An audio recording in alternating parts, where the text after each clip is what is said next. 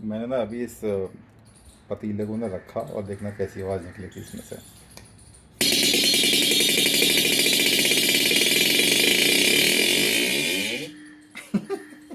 तो बैंगन हमने कल रात रोस्ट किए थे बारबेक्यू। इसको अभी हमें छील के छिलका निकाल के अपन लोग इसमें इसमें देखो मैंने लहसुन की कली भी डाली थी, तो लहसुन भी ऑलरेडी है वहाँ पे। भरता बनाने के लिए सबसे ज़्यादा ज़रूरी क्या होता है? कुछ बहुत ही इंपॉर्टेंट इंग्रेडिएंट्स हैं। वो है बहुत सारी अदरक, टमाटर एंड प्याज एंड इसके साथ साथ मिर्ची, जितना आप डालना चाहो डाल सकते हैं।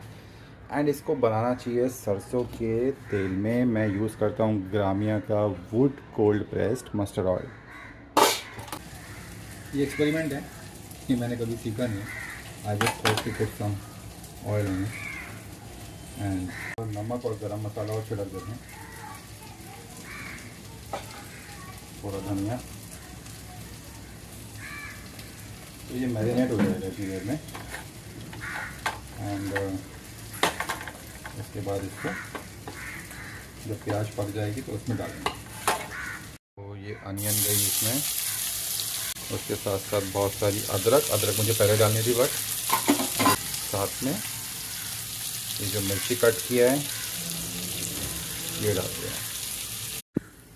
Will put some tomatoes in it, थोड़ा टमाटर विल पुट मटर इन इट, ताकि मटर इसके साथ गल जाए, पक जाए। और अब जाएगा ये बैंगन इसमें। इसको अभी मैश करना पड़ेगा यहाँ पे।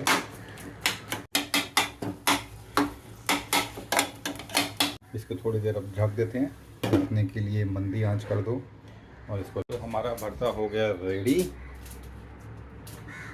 स्मोकी फ्लेवर के लिए मैंने थोड़ा सा इसमें कोयला जला के थोड़ा घी डाला और ये स्मोकी फ्लेवर आ चुका है।